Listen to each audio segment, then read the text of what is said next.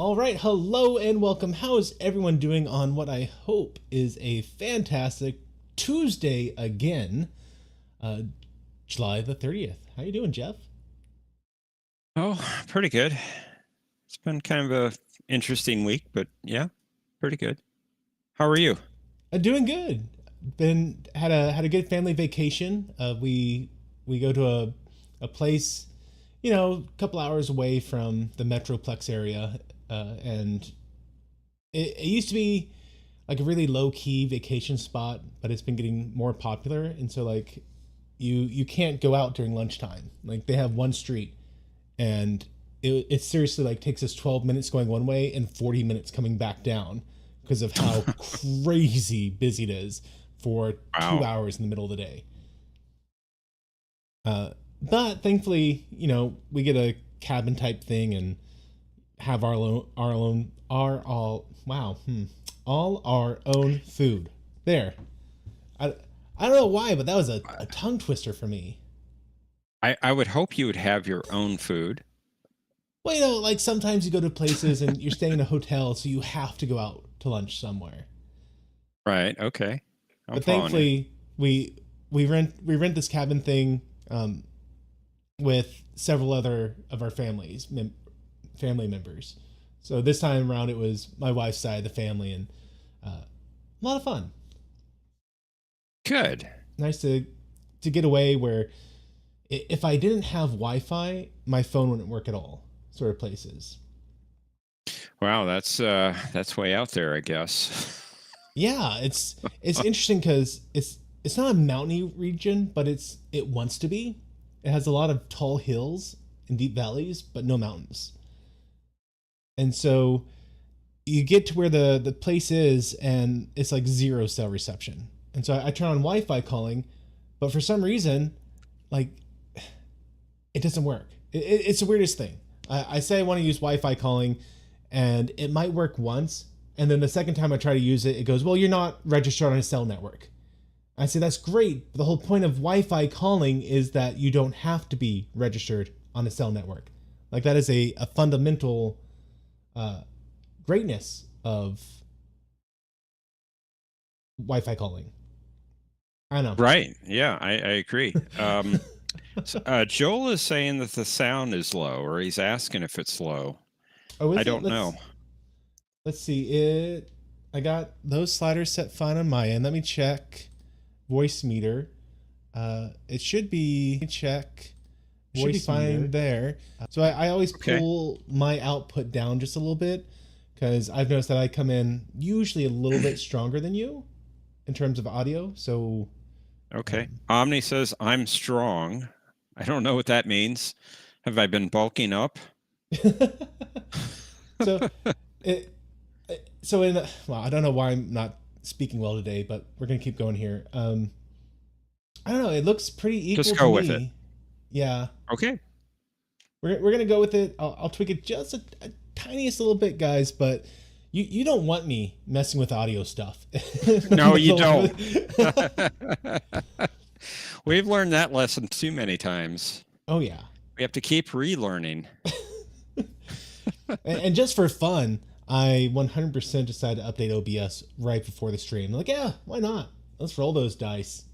I did that Saturday, right before Jep Nerdy. It's just more fun that way, you know? Yeah, a little adventurous, you know? So hey everyone in the chat, hope you're having a good day. Joe Miller, a bunch of spoilers. He dropped, I don't know, 1, 2, 3, 4, 5, 6, 7 spoilers in his Oh first my sentence. goodness. Yeah, so way to spoil it, Mr. Spoiler. Why Josh watch the Street. rest of the show? Yeah, I know, right? Josh Street, how you doing? Thomas Potts, yes, I specifically planned this several weeks, months ago even, knowing that you would have a busy night tonight. And I said, hey, you know what? I'm just going to say, I'm going to plan my entire vacation around making sure Thomas, I got to stream on his busy night. So did that for you, man. Hope you appreciate it. Well, you know, he was considering doing this next week. So, you know, it's good that we're getting it tonight. Yeah, it's true. Originally, I was just going to miss it all together, but thankfully, I mean, technically, like I was back in time to do this last night, but after just being honest, after being around people nonstop for several days and then driving all the way back home, I was like, I'm just done. I'm done. I'm going to take the evening off, recuperate.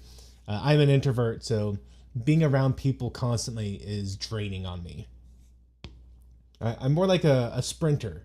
I can do those short bursts, do great. You try and make me do a marathon, and I'm going to be at the back of the pack on the ground having a heart attack or something. We don't want you having a heart attack. Okay, actually about that. So y'all might remember, like a couple months ago when my brother died, I went and did a battery of tests, and everything's fine. Like I got a clean bill of health. I did checked my cholesterol levels. Cholesterol were good. I did a scan specifically designed to see how calcified your arteries had become. Zero calcification. Did That's awesome. CT, MRI, something like that. Everything looks good. But leading up to that, I had a panic attack. Like the week after I get back from the funeral, I wake up and I always have, not always, but I've always had chest pain throughout my life because I got a bad shoulder here, and I always sit poorly. Like if I'm driving for a long time, I'll keep the shoulder propped up like this, and that pulls a muscle around my rotator cuff in the back, and it pulls everything like that. And so I get this tense muscle right here. And I know it's just muscular because like I can literally, massage the muscle a little bit and the pain just goes away. And so of course that happens. I wake up in the middle of the night and that pain is there. And I had this full blown panic attack. Like I have my heart rate monitor that I use for biking, and I have an EKG, like boop, boop, boop, boop. Everything's fine. Blood pressure cuff, everything's beautiful. Yeah, Thomas, and then I thought I had cancer. I got the name wrong. I had to call my mommy in the end. I was so freaked out in my own head, and she actually has heart issues, and so I'm like, hey mom, how do you deal with it when you have these panic attacks? Because she's like, I usually go to the ER, and they have to give her stuff to calm down. So just being able to talk to my wife, being able to talk to my mom, calm me down. Happens again last night. That's good. I wake up and my left arm is, sometimes you sleep on it wrong. It's just numb. Yeah. It went mostly unnumb, except for the pinky finger and ring finger. Totally numb. I'm like up and walking around, trying to move things. Could not get my hand to go unnumb. So of course, like that starts to get my mind going. I'm like, you gotta calm down, man. Like this is stupid. You're being stupid. You gotta calm down. And it's weird, like the way the brain can get into this race condition where you just start freaking out, and you're freaking out, and there's nothing to help. And so finally I woke up Amy after like 20-30 minutes and had her tell me where the blood pressure cuff was. And just between having that chest monitor for when I go biking, to do the EKG, and then seeing my blood pressure and talking to Amy, like all that was able to just calm me down this time. Because now I have the medical proof that shows that I'm not at risk for having a heart attack. And it calmed me down, but it just one of those weird Monday night things that happened to me. You need a tricorder, a medical tricorder. That I do, and the most amazing thing is I might even need a Deanna Troy, a licensed shrink to go, hey, I think you can do better than Deanna Troy. Yeah. Oh, very much so. And yeah, Joel, can you trust doctors anymore? That's the hard thing. Like after what, and at least America, like I don't know how the rest of the world handled things, but at least in America, they really burned through a lot of their credibility, especially now that Fauci has come out and just been like, oh, I kind of made it all up. The things like the social distancing, the masks, they just kind of appeared out of nowhere, and we destroyed people's lives for doing it or not doing it. It's like, careful. Like, you may have your stream come down saying this stuff. Yeah. Okay. Look, I'm not trying to make a hard stance one way or the other on this issue. I'm just saying that when you have the head person come out and be like, we fabricated it all, that burns credibility. That's dangerous. Oh yeah, I agree. Uh, yeah. So really, whew, I agree. Can you trust doctors anymore? I hope so. I Well, actually did find a doctor I trust very much. He's become my local what do they call him, primary physician, general physician, yeah, your primary Pr- physician. primary physician. So it's been like a decade and a half since I've had a primary, because I never go to the doctor because why would I want to get diagnosed with a thyroid issue? That'd be crazy. That'd Right. be crazy to get regular checkups. So anyway, I got a primary now, and I'm going to go every year now. But he's definitely more in line with how I view medicine, in the sense of it's extremely important to go get medicine, but at the same time, you don't want to be like over prescribing stuff just because you have the sniffles. Right. I agree with that too. I don't like taking medication myself. Does I anyone? will I will avoid it if I can. Eric's saying that But Esri was good, but Troy was a better counselor.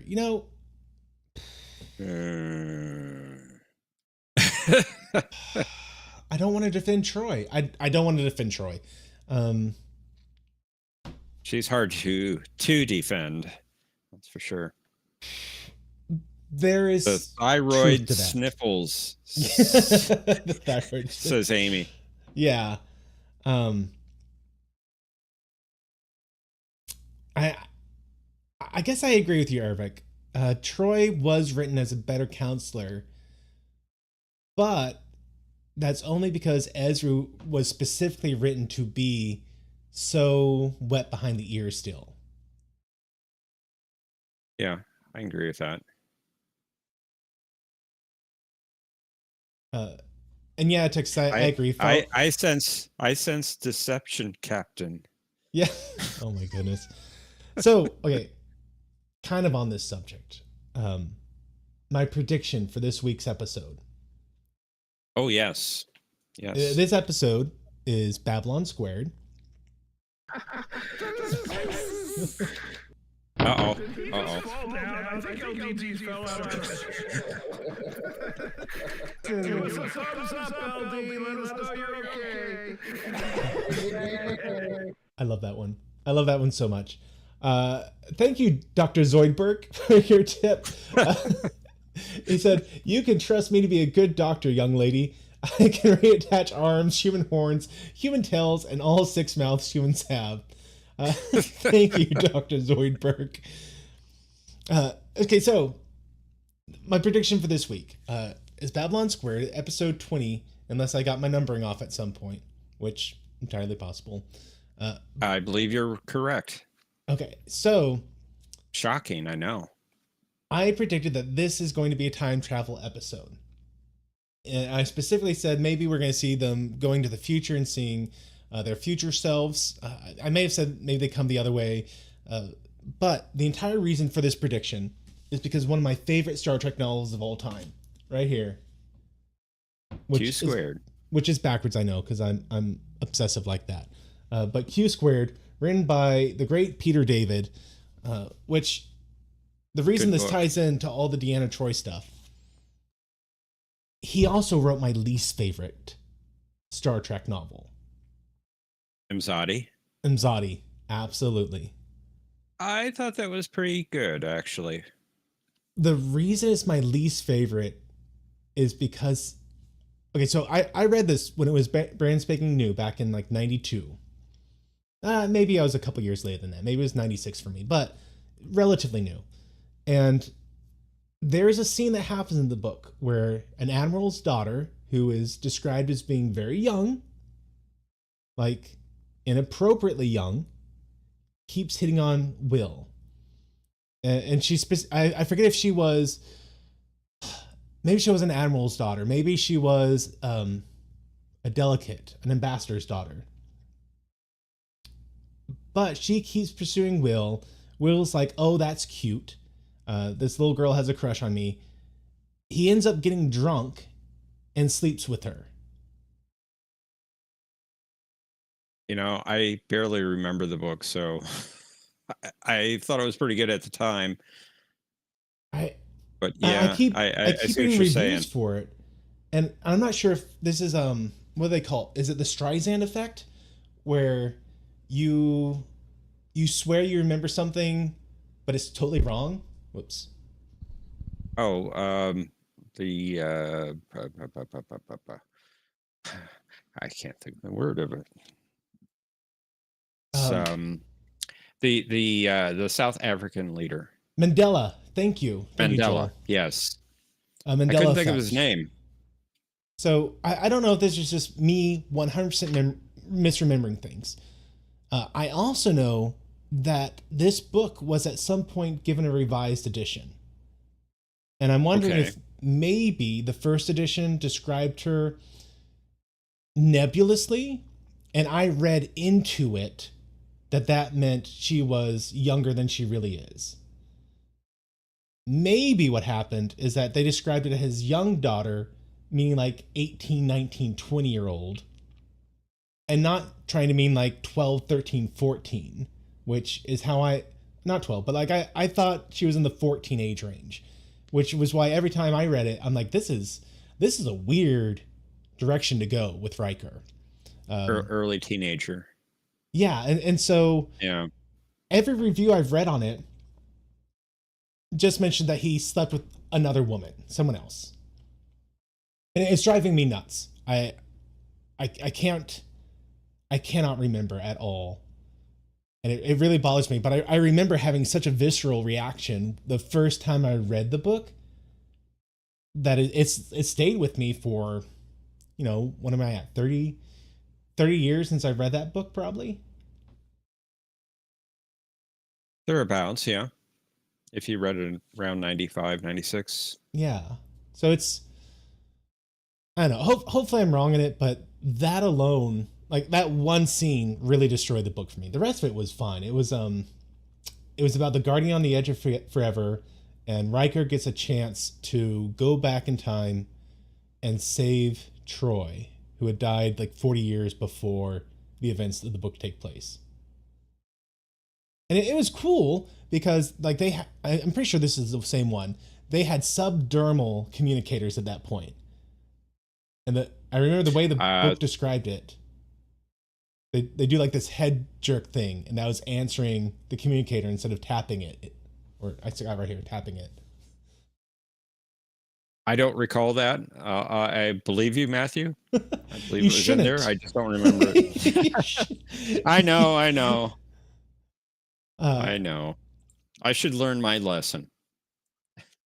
You should. So, tell you what, one of these days, hopefully sometime soon, I'm going to reread that book simply because I gotta know. I gotta know if all this time I took a nebulous wording and read into it my own age, or if it really was written that way. The only question is like how can I find an old enough version of this book? I gotta like dig around some Barnes and Nobles. I'm surprised no one in chat's talking about it. Well, okay, this is I'm one of sure, the things that makes me think I'm sure wrong. somebody's read it. Like one of the reasons I think I'm wrong is like everyone who reviews this book, no one talks about this plot point at all. Okay. I don't recall it, but I don't remember much about the book. I just remember I liked it.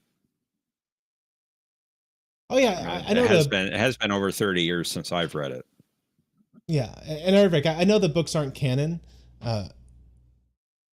It's just I didn't like this specific novel. But on the opposite side of things, my favorite book ever of the Star Trek novels, Q Squared. It is all about Traylene, and he ends up being spoiler. How much of a spoiler do you want for it? Maybe I shouldn't give away the big spoiler. It's all about Q and Traylene and their shenanigans with Picard and the crew of the Enterprise. Trelane.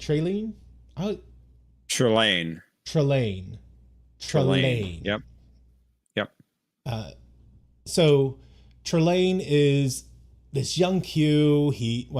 For Q young, immature, really wants to be taken more seriously. No one takes him seriously. Tired of being under his mom and dad's thumb, the same way we saw him in the Squire of Gothos. And as a result of this strong desire, he ends up tapping into a power he really shouldn't have anything to do with, and timey-wimey, wibbly-wobbly stuff happens. The impetus for him getting the power is only caused because he has the power in the future and goes back in time to mess with himself in the past to give him that power. Fun stuff. We have like 3 or 4 timelines in the book, and it is incredibly well written. Love it to bits. So that is why I feel like my prediction was we're going to get a time travel episode in this one.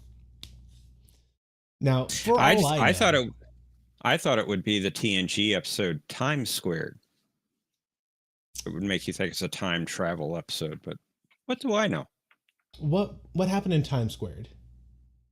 So they find a shuttlecraft just floating in space, and there's a duplicate Picard from 6 hours in the future. Okay. Yes.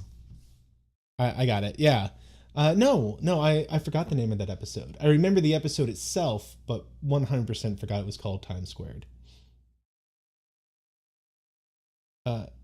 Eric, didn't I already see the episode when it came out? No, this is my first time ever watching through Babylon 5. In fact, I haven't even watched this episode yet. I watch it live with y'all to see how I kind of work my way through it logically. Or illogically, as the case may be. Yeah, Omni Sinclair shows up in a shuttle. Oh, and Melphis Sky a while back ago said that the Streisand effect is an unintended consequence of attempts to hide, remove, or censor information, where the effort instead increases public awareness of the information. Okay. Oh, I did not know that. I feel like it was named after Barbara Streisand, but I don't know why. Maybe she was involved in some cover-up. A distinct possibility. Oh no, I am becoming a Fiver, but I did not watch this growing up. In my teenage years. Still growing. Yeah. Now, the other thing I think, if I weren't being heavily influenced by Q Squared over here, maybe this is going to be an Impact Nor episode where they're either kind of have a Babylon station kind of half done somewhere that they need to reference or go to for some reason. I know this is a 5th one, so maybe this is a Death Star situation where they've kind of taken the first 3 and are putting it back together. Because I think the first 3 were destroyed and then the 4th one disappeared. So maybe the 4th one comes back. So that, something, and then they have to go to it. So that'd be kind of Impact Nor kind of thing. But I think that it would be more fun if this is the Time Squared or Q Squared time travel episode where they go to the future and one of them witnesses an article or someone's dying message, and that information, they come back to the past and they're able to use whatever they read or found out in the future to prevent the destruction of the Babylon station. That's my official prediction from last week. I think it's fine time to find out if you're right. I do. Oh, you know what I should do? Maybe I should drop the link to this screen room and chat and pin that. There you go. So I'm saying that someone becomes unstuck in time. No, although that episode with Ben Sisko or Jake Sisko and the way his dad became unstuck in time, that is one of my favorite DS9 episodes. Just hits me in the gut every time I watch that.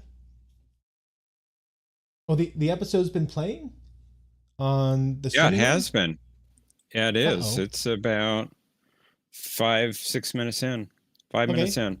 Weird. Let me just refresh this for a second. I'm going to make sure that I have control over it. And thank you for letting me know that, everyone. It wasn't playing on my end. So, Okay. but thanks for letting me know that, Josh. Oh, hey, John. Welcome to the chat. It says I can chat now. I've read Emizotti and know the scene Matthew's talking about. She was young, but not that young. Okay.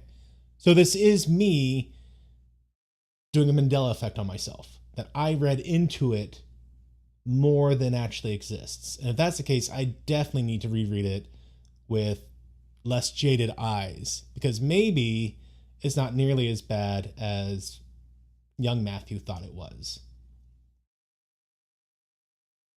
Probably even.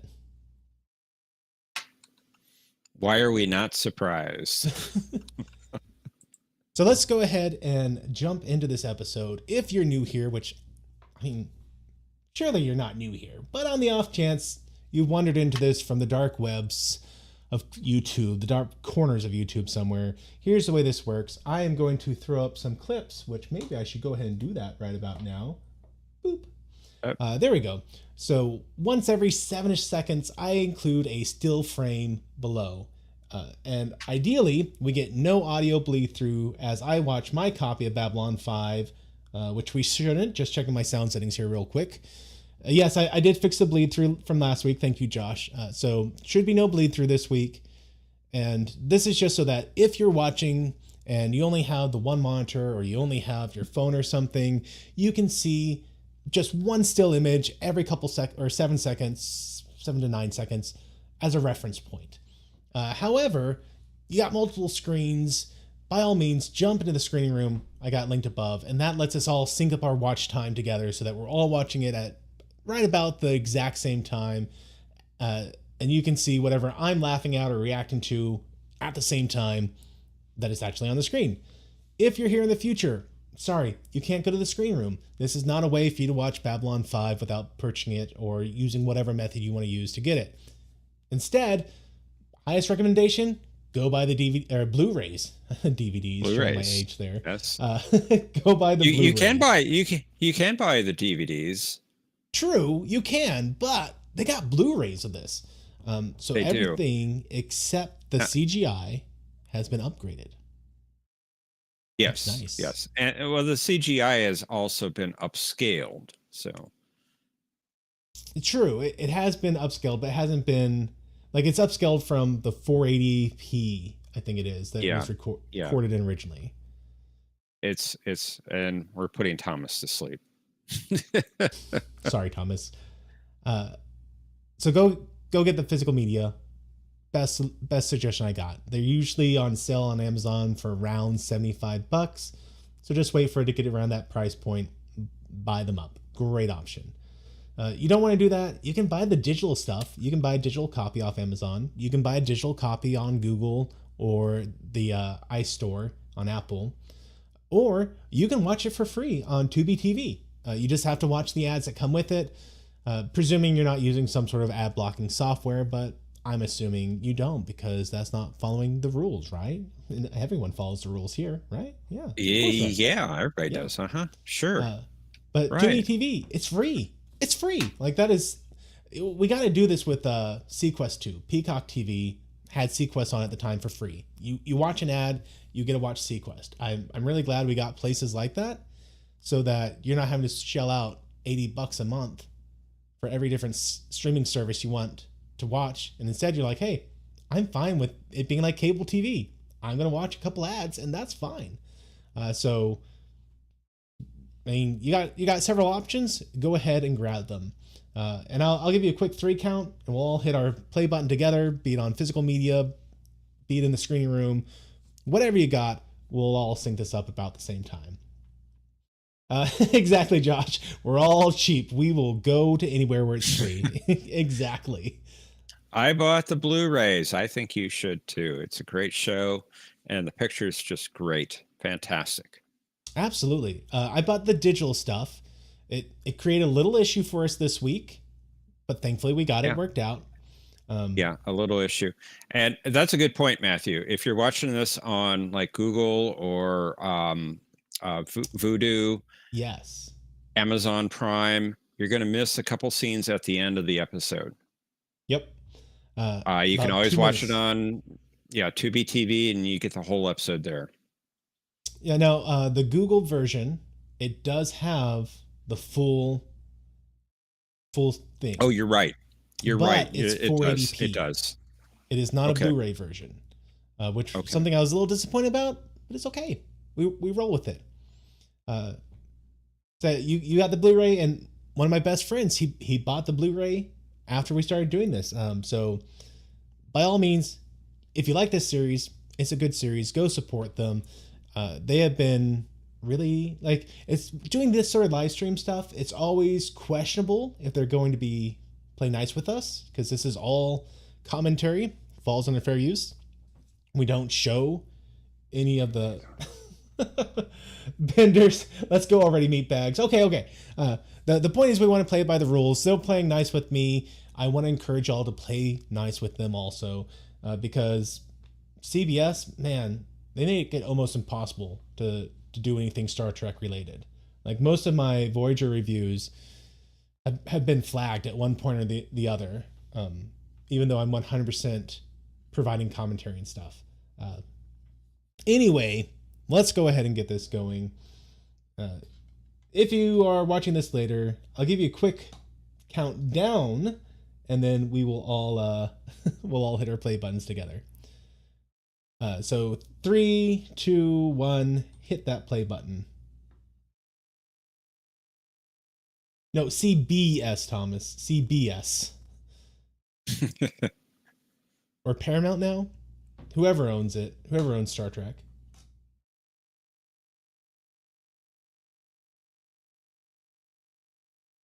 Ooh, tachyons. Tachyons.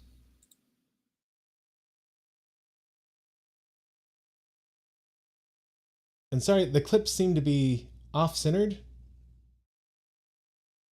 Oh well. There's only so much. It was a rush thing getting the full copy or full missing scenes.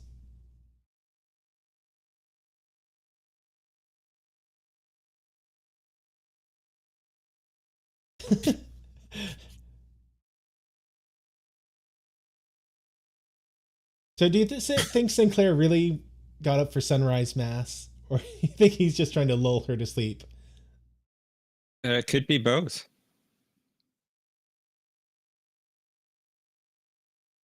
I would want to say it was less than a week, Thomas, but it was technically a little more. You know they had to plan this. They got empty dishes. I mean,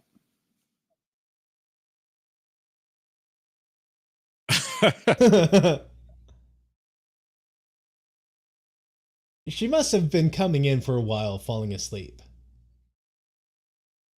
she's not good in the morning.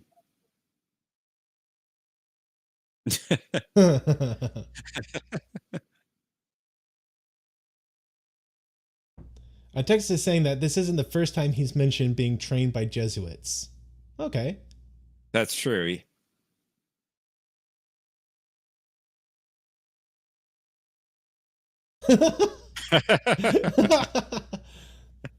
That's great. The countdown and Garibaldi, you're a dead man.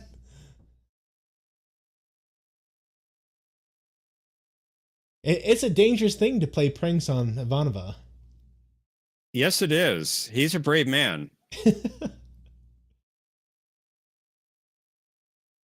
Yeah, Garibaldi didn't watch his back.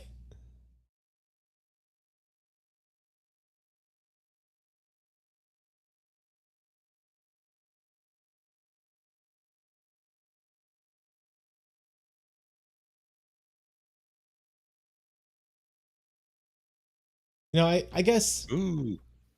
I wouldn't have kept going toward whatever's shimmering into existence in front of me if I was him. Well, yeah, I suppose you got a point.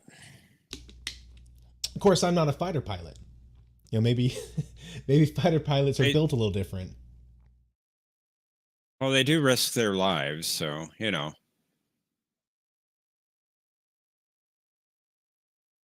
This isn't bad for the way you got it. You had to record it. Yeah, so I mean, it's 480p, but I did record it in full screen on a 1080p screen. Right. So thankfully it kind of upsized everything smoothly. Yeah, it's pretty good actually. It is definitely though.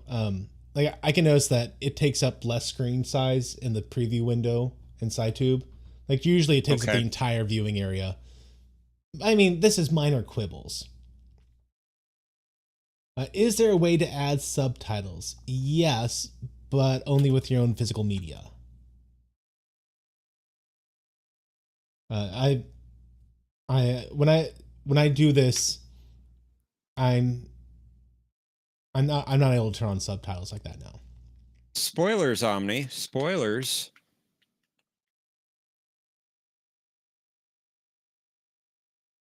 Did I use a camcorder and record my TV screen? No, I actually did it using OBS.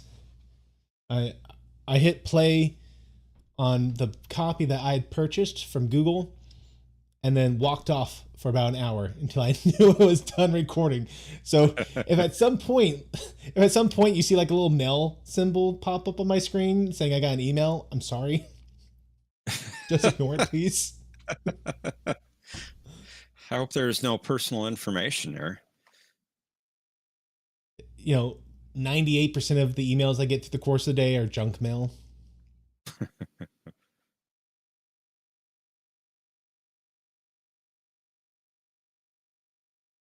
Where's she off to?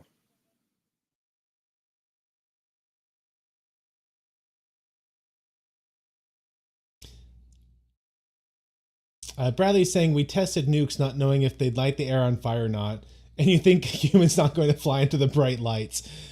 I mean, yeah. So, I mean, honestly, we didn't. There were some people who thought the air might catch fire, but the odds were low. Like there's a lot of disagreement. There were more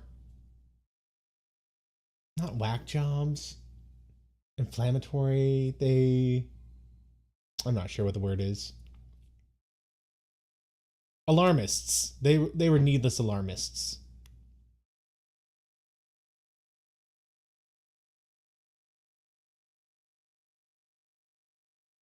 So the ship came back on autopilot? Or he set it to go back on autopilot.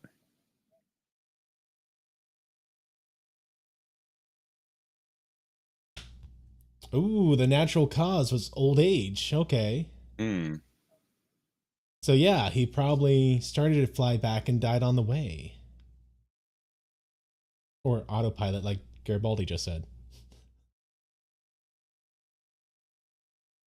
Sounds like book radiation. I don't know, Thomas.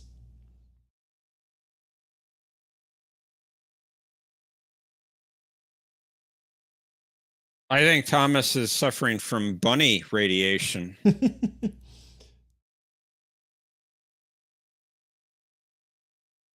Okay, so I like the X-Wingish style crafts that we have, the Star Furies. Yes. But then Bari, they got like a Cadillac in space. I mean, that's a Well, big difference.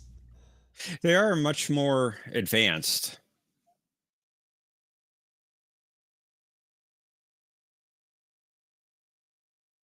That's a bit of a leap. I'm sure they're going to be right. I'm sure he should, B4 will equal Babylon 4. But that's It's Data's brother. It's Data's brother. Data's brother. I missed a key thing about this episode, Josh says.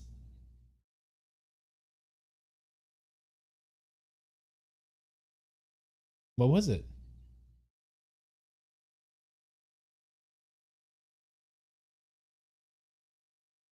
I know, Joel. I shouldn't have said it was Data's brother. From the movie we don't talk about. I don't think it's that bad of a film.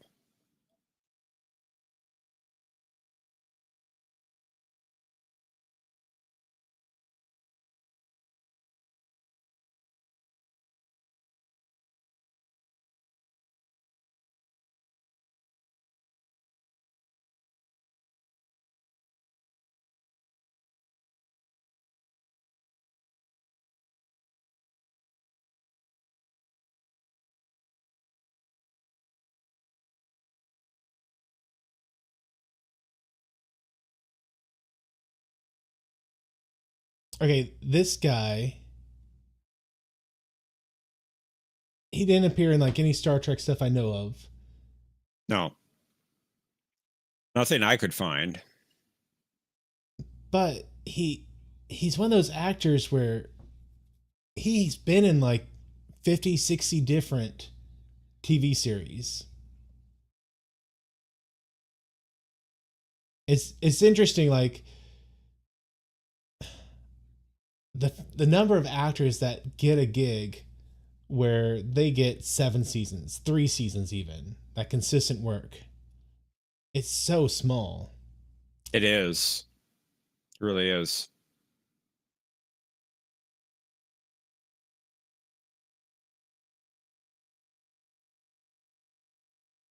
Yeah, John. This is Captain Picard of a Federation starship.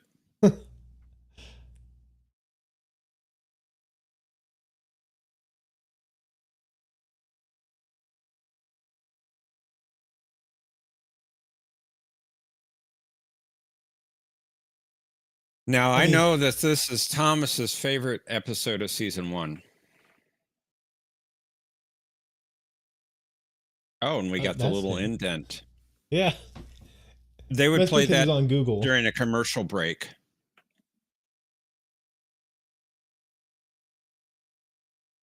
Now, it is interesting that they are willing to head out that way. Like I personally would do some more probe tests simply because it seems like the proximity to what they presume is Babylon 4 has caused artificial aging. You have a point. Like if they But have he's autopilot, I'd send it out the monkeys first. okay. I You don't know know, if they have monkeys on the station. the equivalent. There's got to be some rats aboard. Probably. Maybe Kosh. He seems like an almost timeless creature.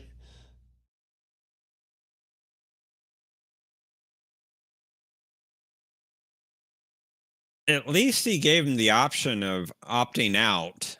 Yeah. Also, I hadn't thought about it before, but every time it launches, I like how it almost has this battleship or aircraft carrier feel to it.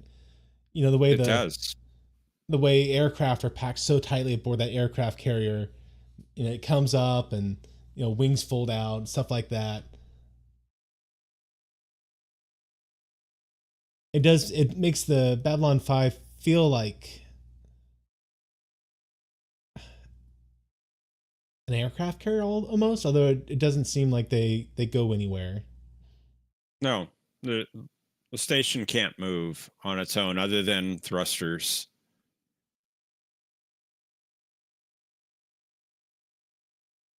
Ooh, Mambari cruiser.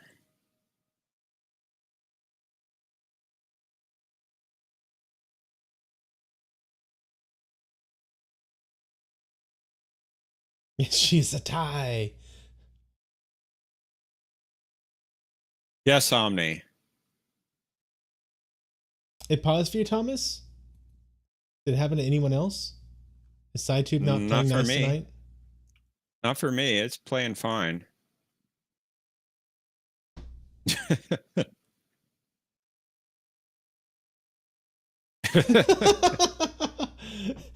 Okay.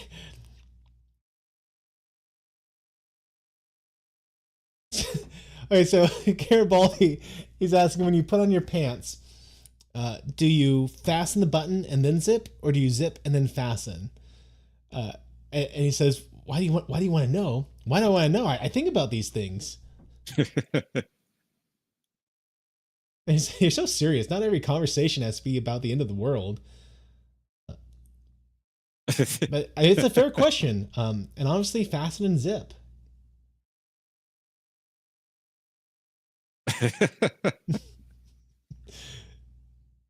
Yeah, see? Sinclair's Yeah, with me on this fasten one. and then zip. Yep, I agree.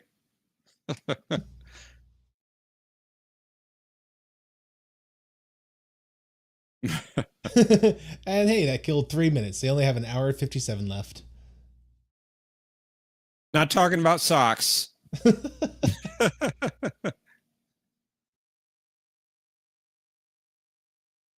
Maybe he's a socks then pants kind of guy. I don't know. I imagine is it a sock and a shoe and a sock and a shoe, or is it sock and shoe and shoe? I'm definitely both socks and then shoes sort of guy. Yeah, so am I.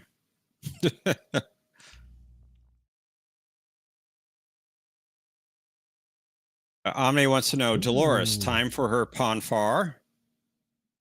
Time for a meeting of the Grey Council, it looks like.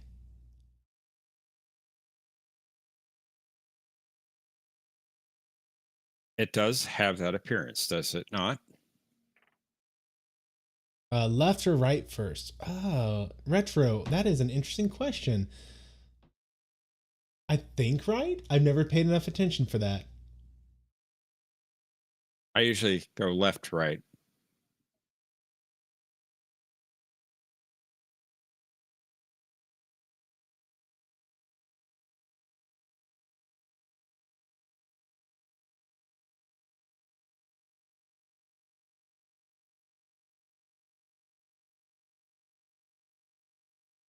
Sorry, I'm not commenting. I want to hear the speech she's giving.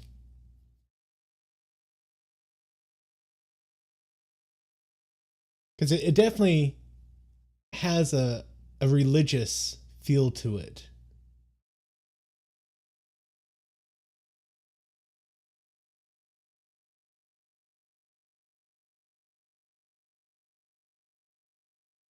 But yeah, she says she's the one that exists between the candle and the star. She's the gray.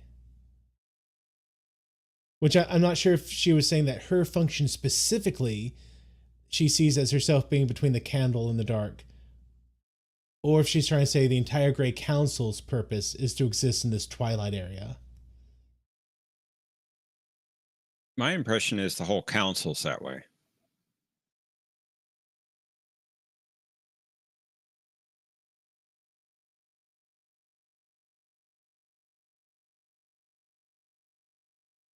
And they're saying they need to choose a replacement leader.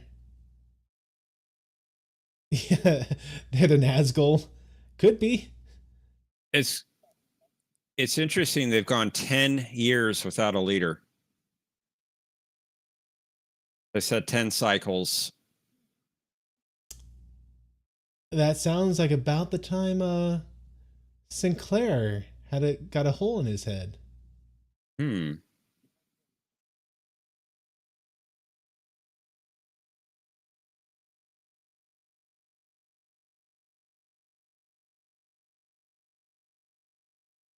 Okay, so they're talking about needing to get a replacement. They've been mourning for 10 years, a new leader. Are they talking about the entire Mbari people or specifically on the council? Maybe both. True. I mean, the Satai definitely has an extreme level of authority in their culture.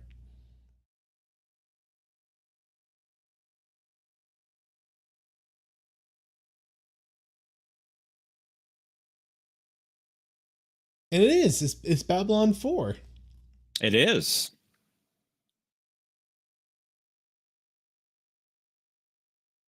And Sinclair is putting himself at a lot of risk, personally. Well, he has a tendency to do that.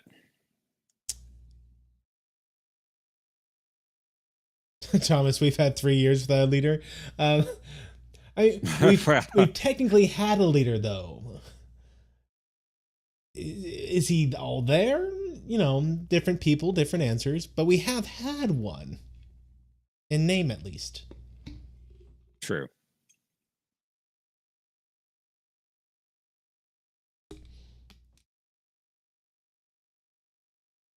I think they got to save on set creation in this episode a bit.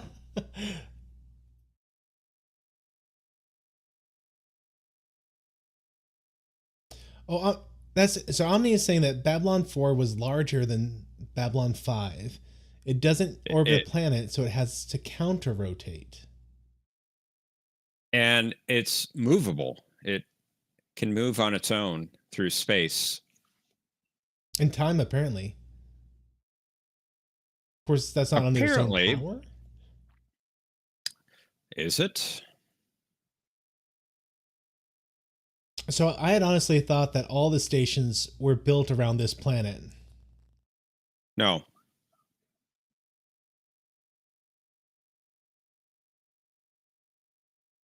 They were all built in the same general area of space, but not the same location exactly.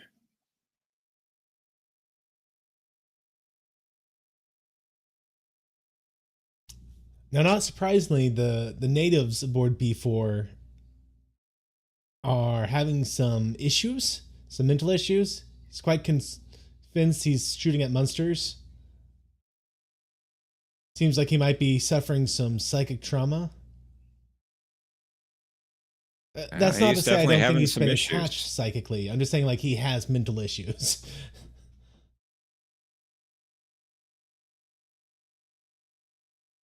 Some PTSD, perhaps.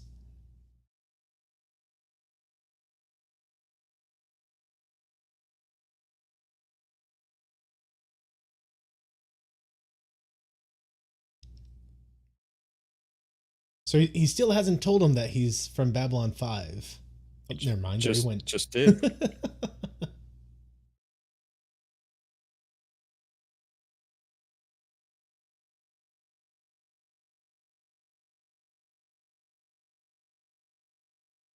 So the Babylon 4 guy, he makes like an immediate understanding that they are time skipping here. His first Well, question obviously, was, what year? since Babylon 5 wasn't even heard of to him, he's never heard of it. Oh, and here comes some timey-wimeys.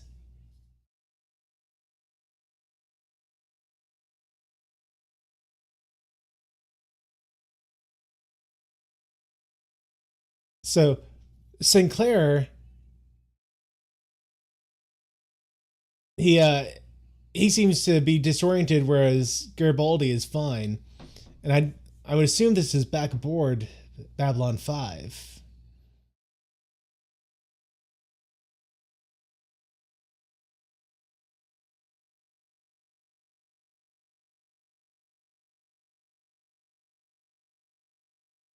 And yeah, Josh, it seems like it's foreshadowing that there's a flash and they flash forward, flash backwards, happening to everyone. We become unstuck in time. Well, That's why we looked gotta he get was out of here quickly. on the station. So what's attacking the station? Hmm.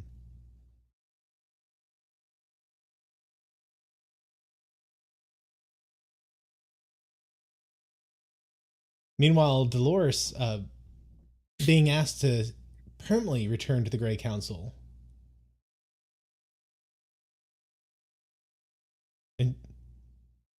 And she does not want to live out her days and her nights in the Great Hall anymore. Yeah, Thomas, maybe it's the light aliens. I don't know. A distinct possibility, Thomas. I'd honestly kind of assumed that whatever's happening to Babylon 4 is more natural.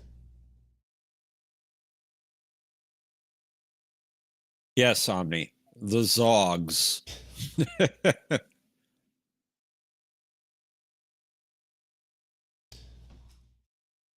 So Dolores is not wanting to take up the mantle on the Grey Council, and apparently this is the first time in 1,000 generations that someone has denied the calling. 1,000 years, I think she said. 1,000 years, excuse me.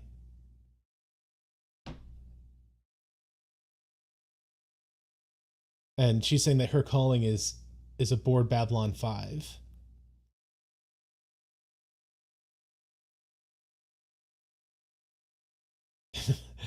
I actually don't eat Taco. Man, when was the last time I had Taco Bell? Um, maybe decade. It's been a long time. Wow. It's been a couple years for me, I think. Like if I'm gonna go get fast food somewhere, I don't really enjoy doing taco places. If gonna have tacos, I like a good taco.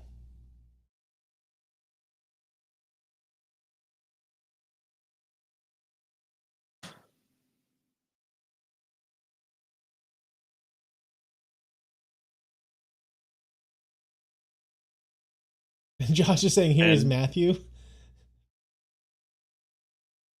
What part of this is Matthew?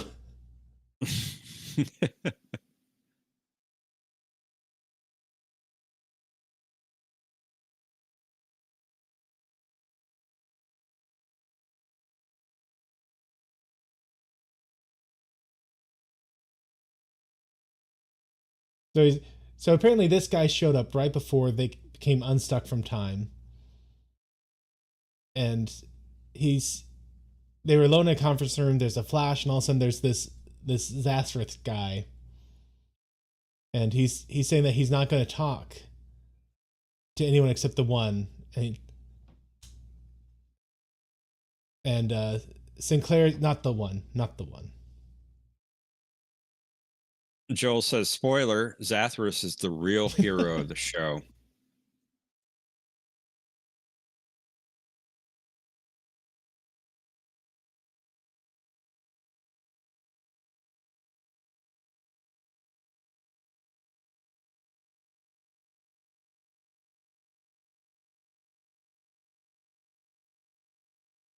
This is why he came. There's a great war, a terrible war.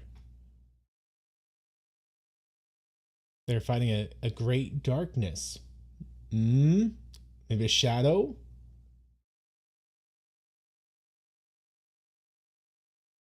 Maybe it's the light aliens. Wherever there's light, there's going to be shadow, right? That's fair.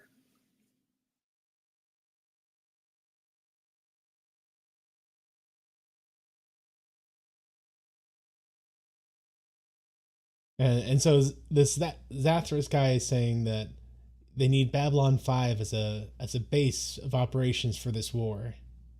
Babylon 4. Oh, excuse me, yeah, Babylon 4.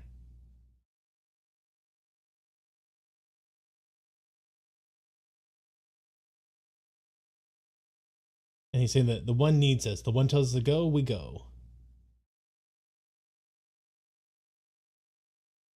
And he said we would die for the one. Don't mention the one.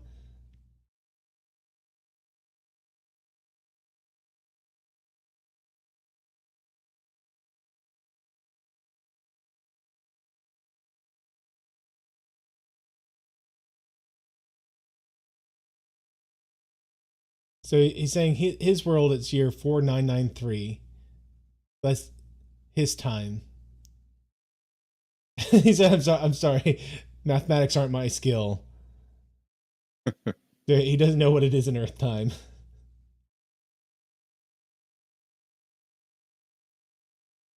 Worst guards ever.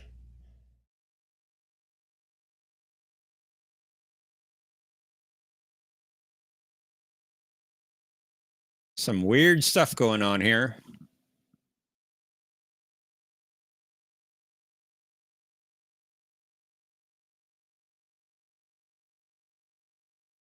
And Zathras is saying that it is the one.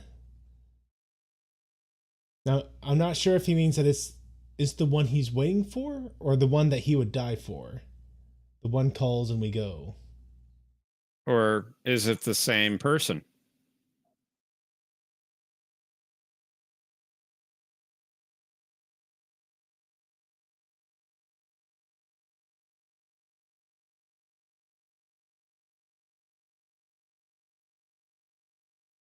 So he's saying this one guy, he stopped the time travel of Babylon 4 specifically to let its current crew get off. And apparently it's causing him great pain.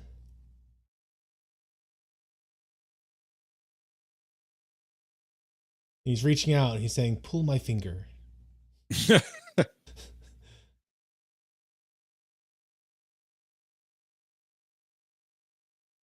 And hey, Sinclair learns an important lesson. You never touch someone who is displaced from time.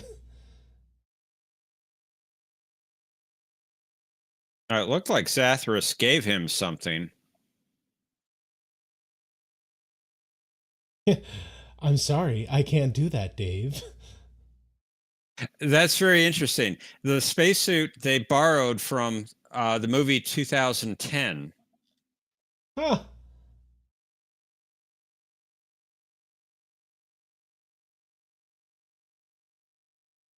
And Joe Miller says that too.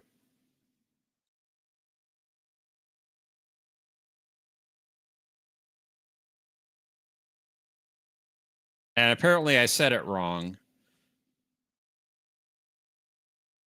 What did you say wrong? The name of the movie? Maybe it's 2010.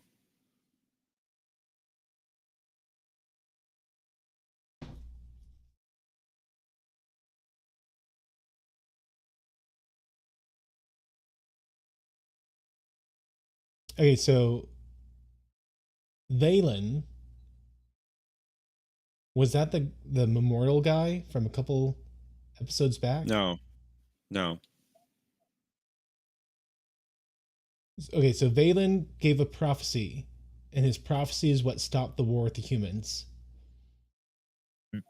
That there would be some humans that saved them in Bari?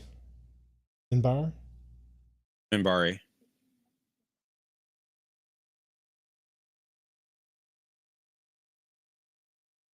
And she's saying that her study of them is not yet done, trying to figure out how this prophecy is going to come to pass. And there's disagreement because they're pointing out the humans are full of conflict and disagreement, and she's saying that it's those very differences that create symmetry and patterns in their culture.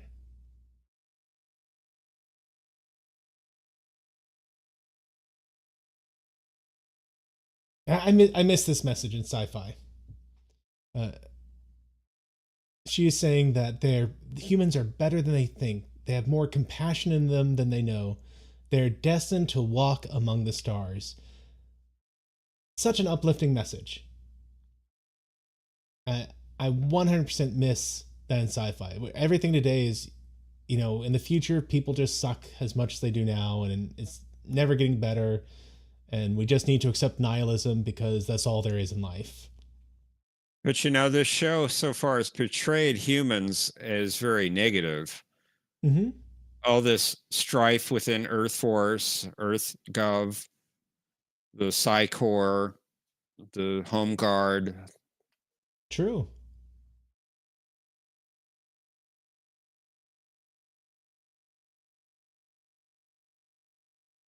John, has the Great Council determined that time travel is impossible?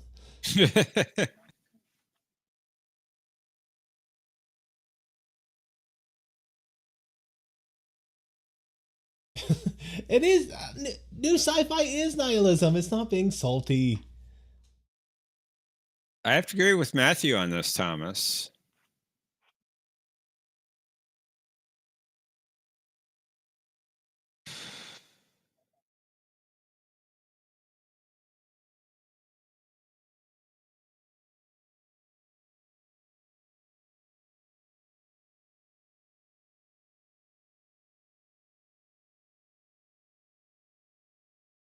And so they vote to kick her out. I mean, she wanted to be kind of out anyway.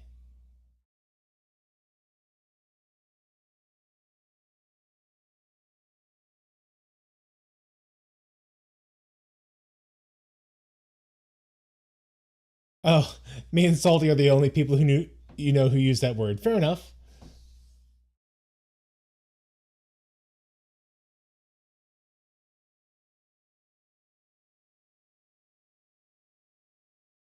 So they're trying to they're trying to evacuate Babylon 4. And yeah, the scene looks like from Titanic. And to be fair, Ami, they say a skeleton crew, but when you have a station that big, your skeleton crew is probably pretty big. I believe they said 4,500 people.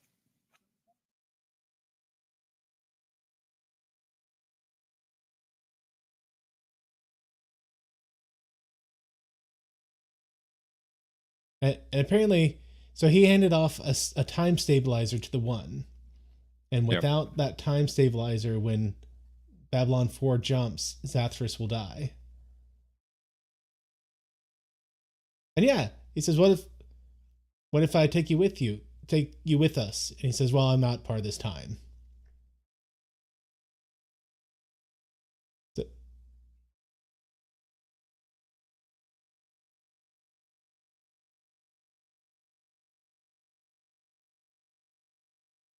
and on nihilism and sci-fi, and that's saying, if he doesn't want to die, but if he dies, then that's just life. There are modern sci-fi series that show a dark side of humanity without being like, so everything sucks about humanity. Like Oh, what was it called? Dark Matter. Which unfortunately the series ended on a cliffhanger. I never saw the show. It was pretty good. But unfortunately it ended on a cliffhanger, so everything they set up goes nowhere. That's unfortunate. So Garibaldi's gone to the past. Yeah.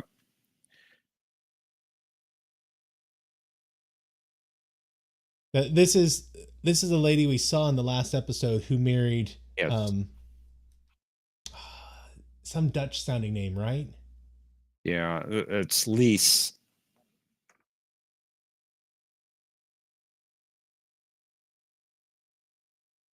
Franz. Yes, Franz. That's it. What kind of name is Franz?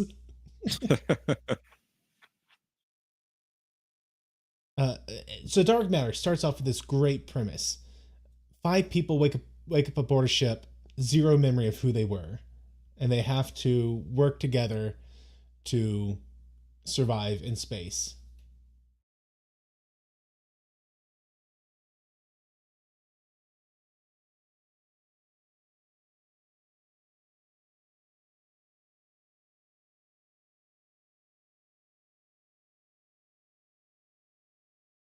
So he's saying that, for the next 15 minutes until it gets evacuated, he's in command of the station, and this Zathras guy is the only proof he has for what happened to the station. What did I say? Zathras or something like that? Zathras.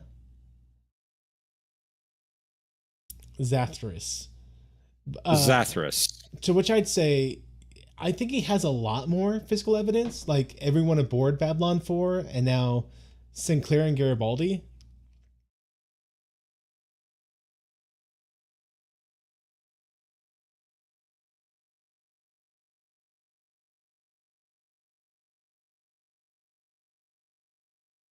Josh, just call him by his real name, Matthew.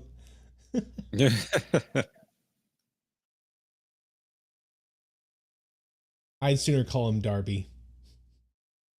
Or Dobby. That's the name of the little what do they call him? Goblin thing from Harry Potter, right? Dobby? I don't know Harry Potter.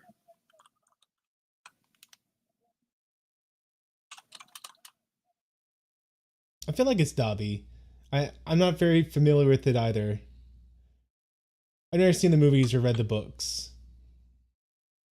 Yes, Dobby. But I have seen like wearing the drab clothing and always speaking the third person.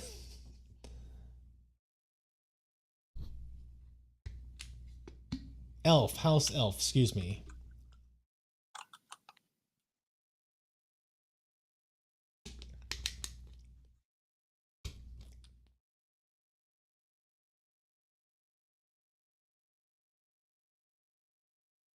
Now, how would I know Harry Potter, Mr. It turns people into witches? I've never said that.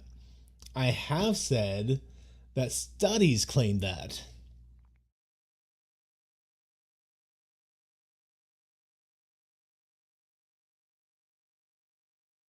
So who's our one character? Ah, An old Sinclair.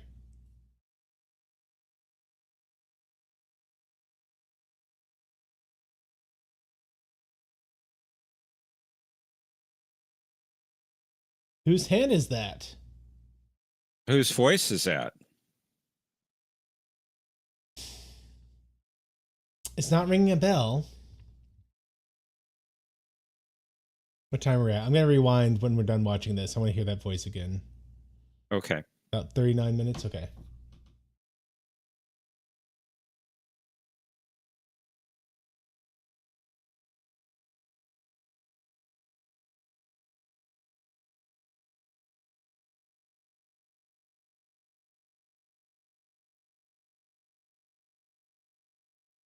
So in the future, he lamented that he tried to warn them, but it happened exactly the way he remembered it happening already.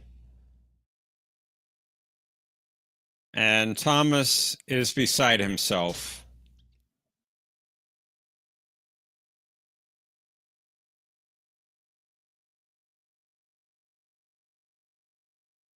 I don't know why. I can only tell you what. I'm not even saying it's a causation, simply a correlation.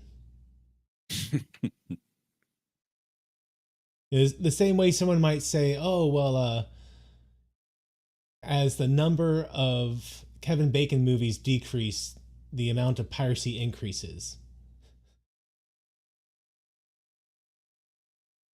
We've seen this before, the Triluminary. Do I remember that item? I don't. Seen it a couple times, actually.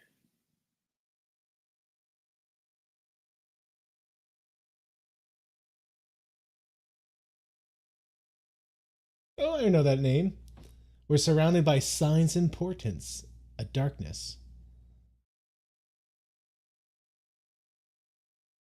Now, he looks blind or something. His eyes are very Hmm. odd.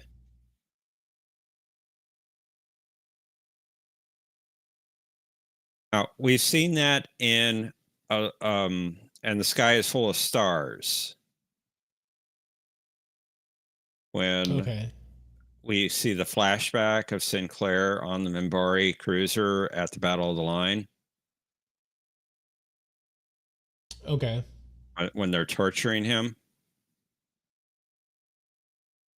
I don't. I know you're right. I just don't remember it specifically.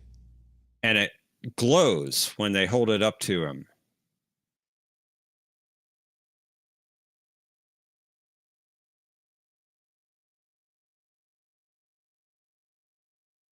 So Ivanova was upset that she missed out on it, but Sinclair points out that we don't know where or when it was going.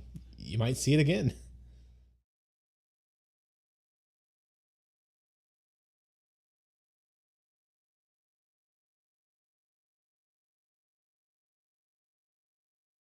And so they're telling the mythology of the Flying Dutchman, a ship that disappeared off the Cape of New Hope and just appears throughout time, trying to find its way home.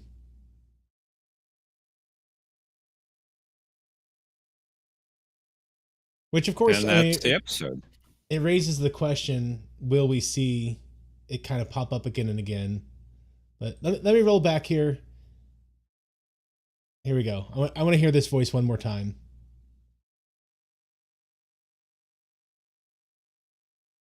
So he tried to warn them, but it happened exactly the way he remembered it.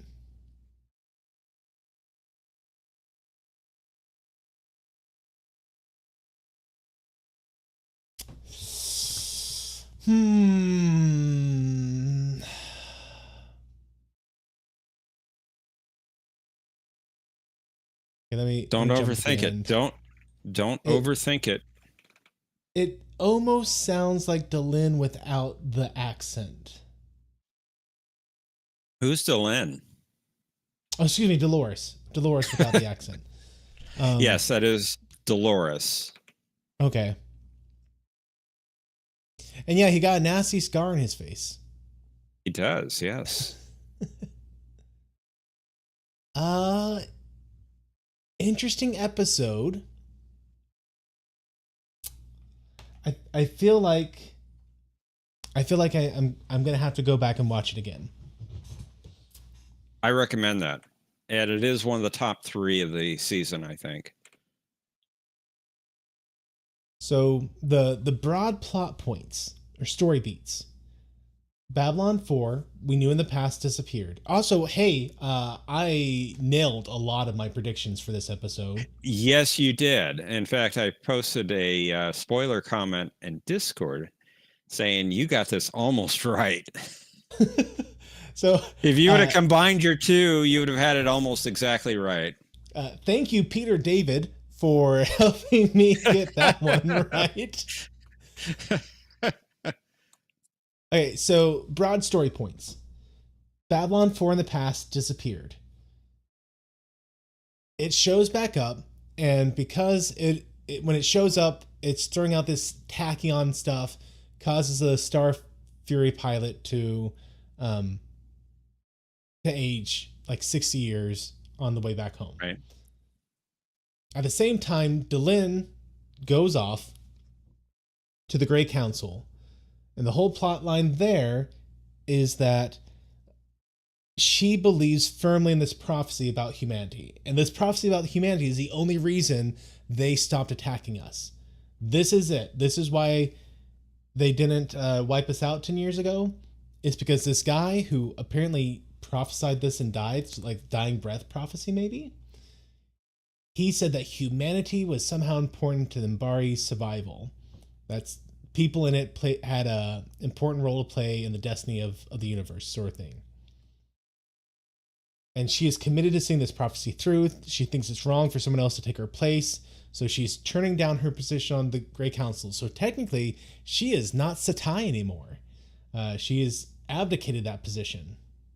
Well, I don't think they've thrown her off the council quite yet. They said that they were going to consider their positions and the consequences of what they were doing. Okay. As a part of this discussion, they were talking about making her the leader of the entire council, I want to say.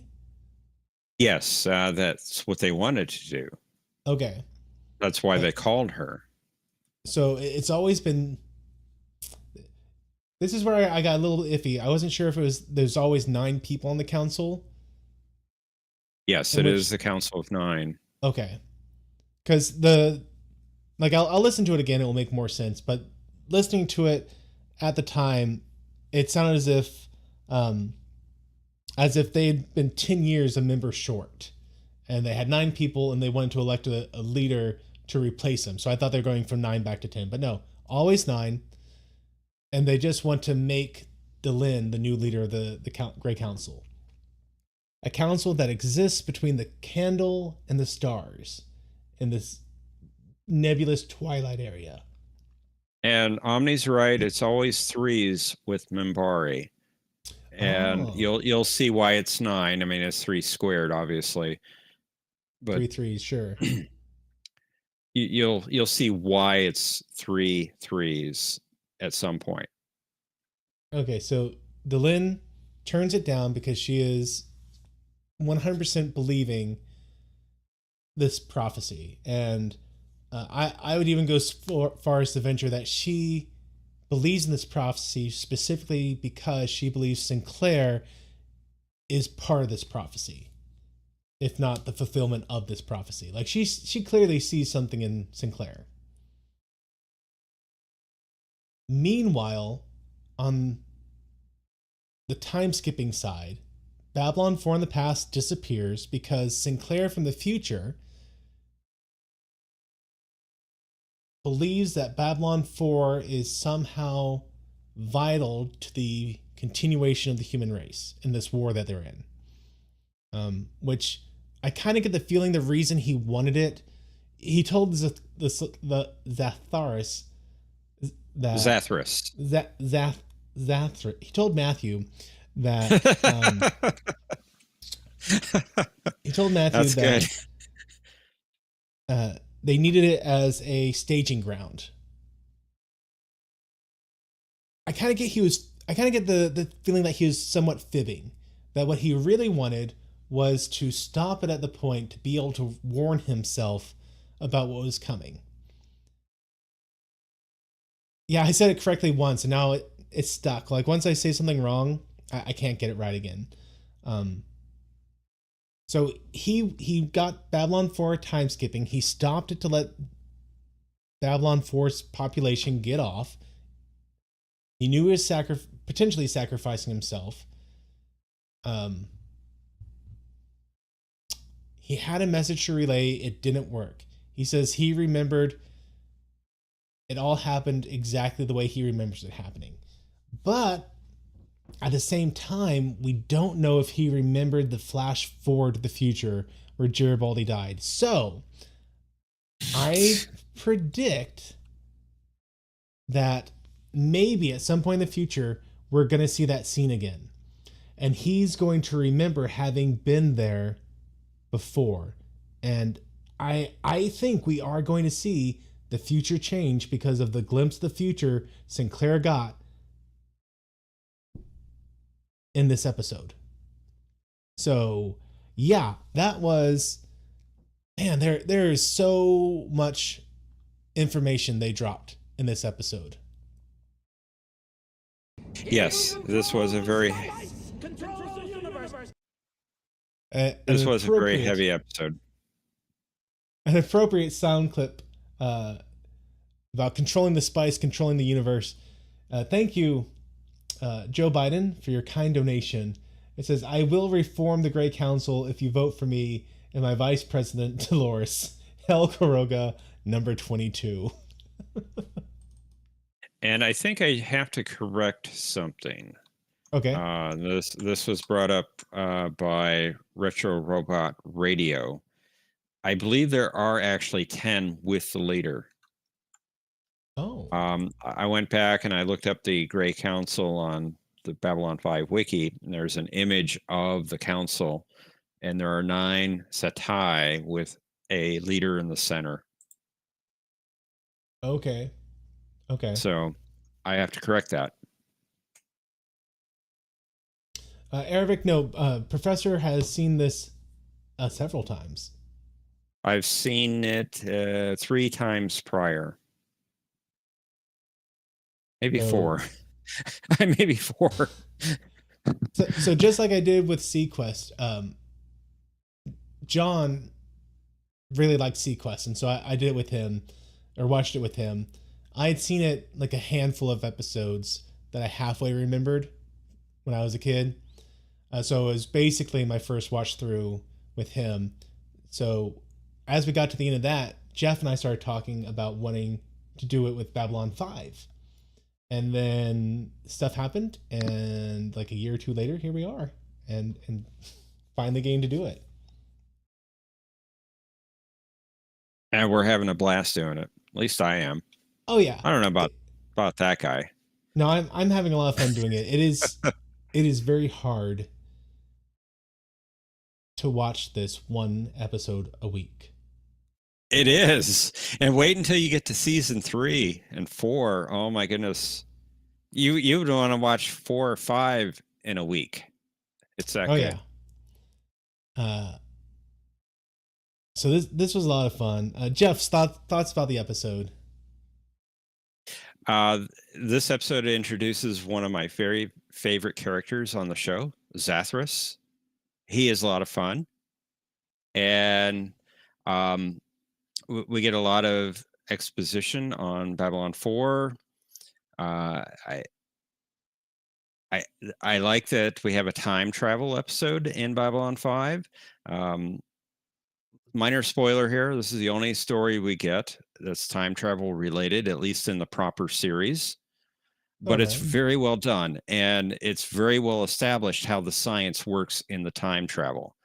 You don't have the Star Trek effect where you have a new universe here, or you can change events in that, or you have a loop, a closed loop that you can't change anything in another story. The science is very well laid out on how time travel works in Babylon 5. I like that very much. I got some notes here. Let me go through them real quick.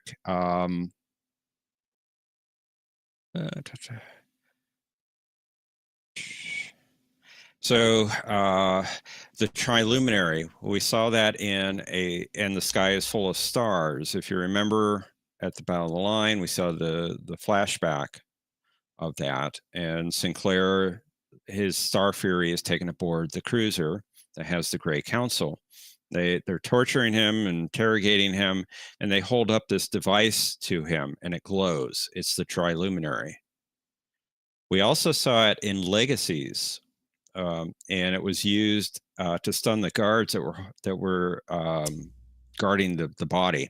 Okay.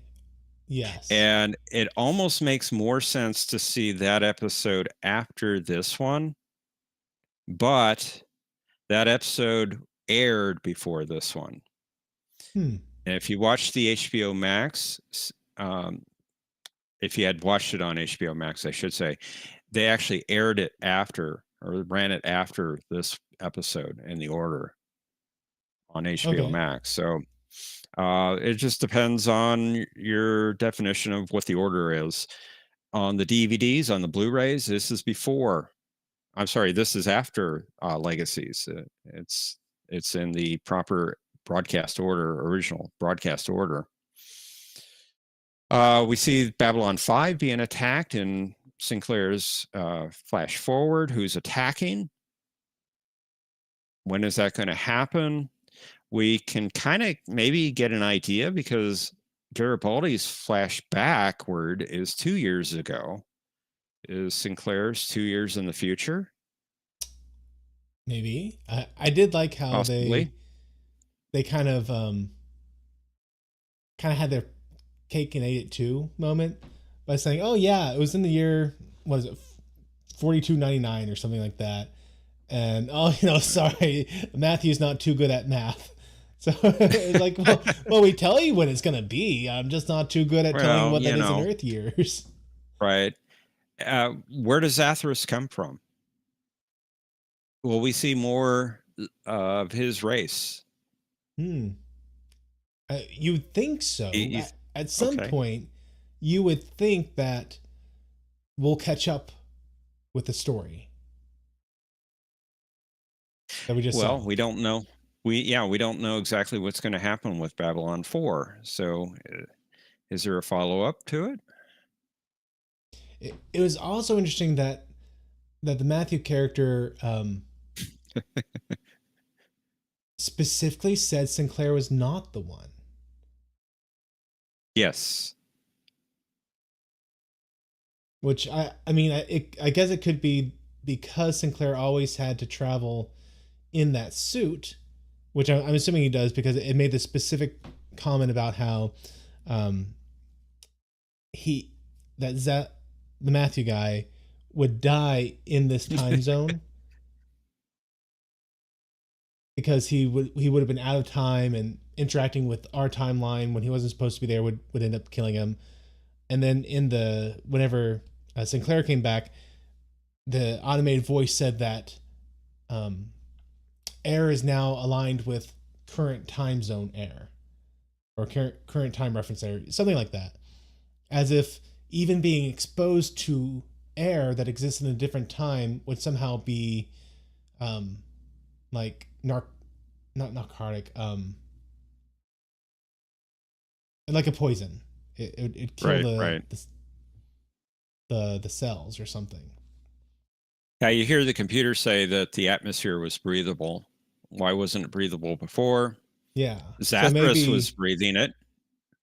Maybe Zathras always saw Sinclair in the time suit.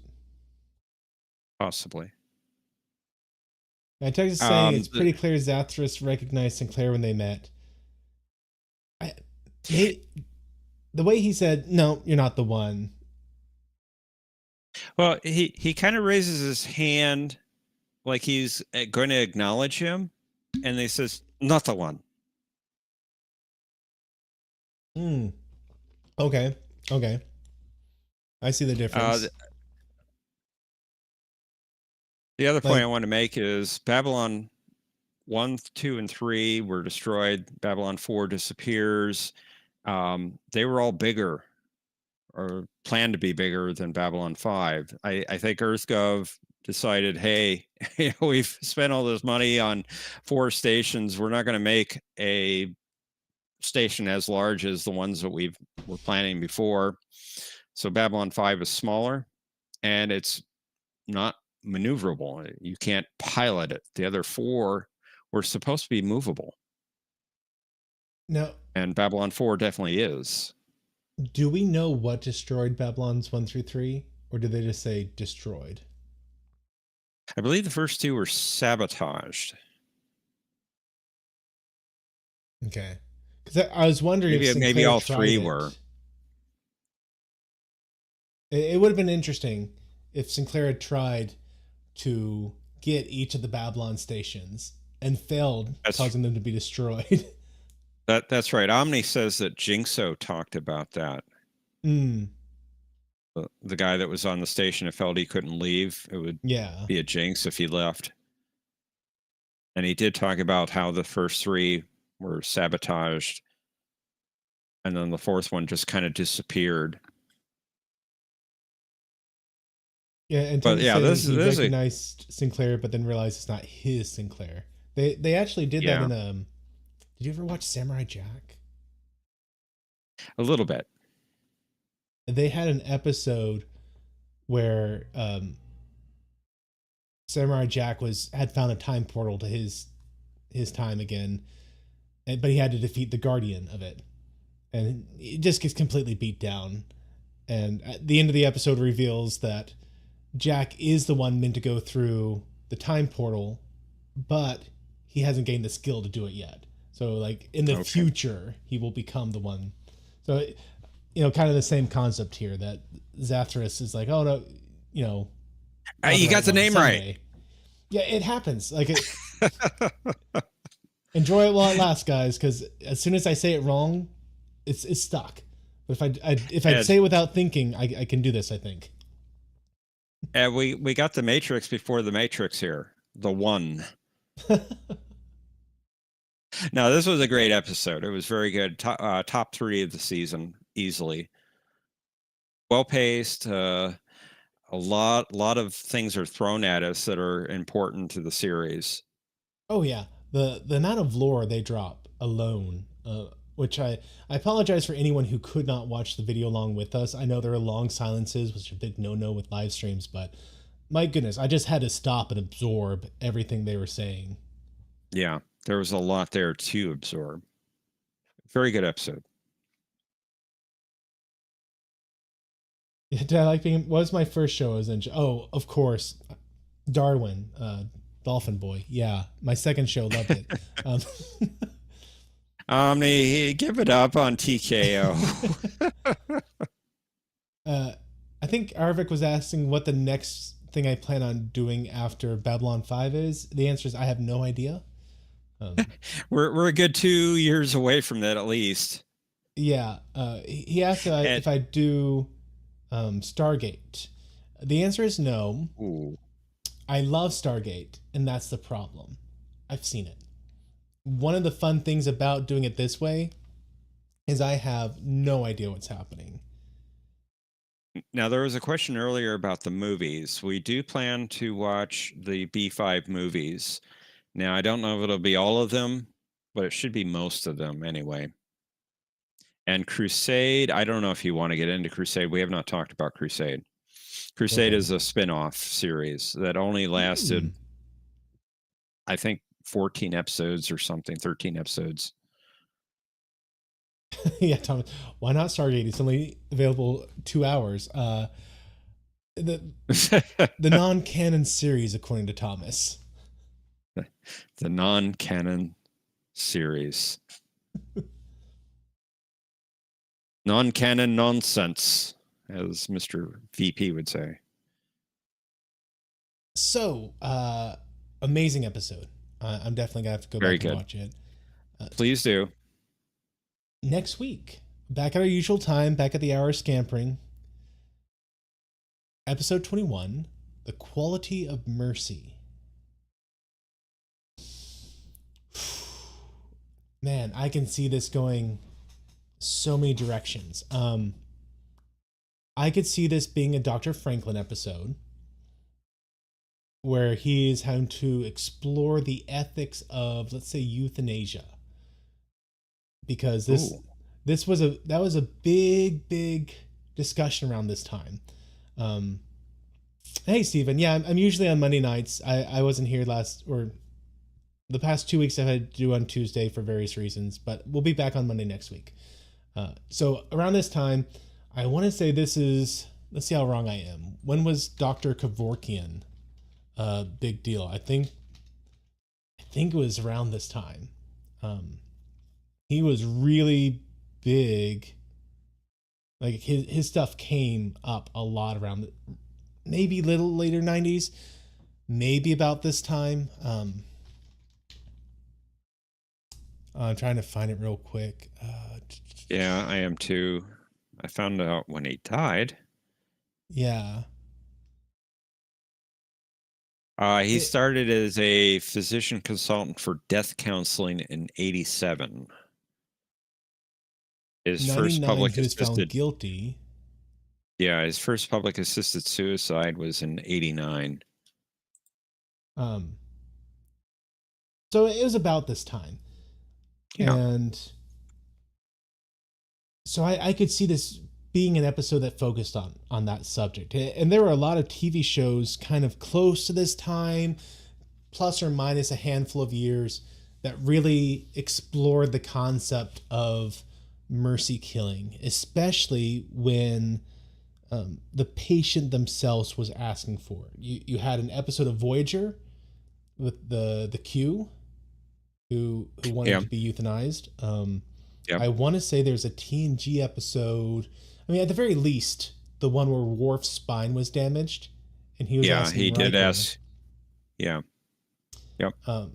I want to say there was a second one, maybe one that maybe looked at it a little more closely. Maybe it was just the Worf one. But anyway, I could see this being that kind of subject matter where the Dr. Franklin is confronted with his "I shall do no harm" Hippocratic oath, and his mindset of it wouldn't be merciful to kill a patient, and he is confronted with, am I actually being merciful? Is my attempt to be merciful actually causing suffering? So I could very much see that being the next episode. And it certainly helps that we haven't seen Dr. Franklin in a while. So I kind of feel like he's due to be back in the cast next week, maybe. Yeah, the DS9 episode with the Jim Hadar. So maybe I'm a couple years before this was really a big ticket item. I think That's about right. Yeah. That's about right. I mean, this was 1994 that this episode came out. So I'm going to stick with that. That's going to be my prediction for next week. Kind of a moral quandary about what it is to actually have mercy. What is a quality of mercy? And when does mercy cross the line from you actually trying to be merciful into maybe you being selfish in your desires and you forcing your morality on a patient?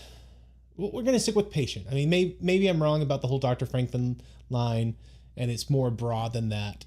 But I'm gonna focus in and say my prediction specifically about Franklin. We'll see next week.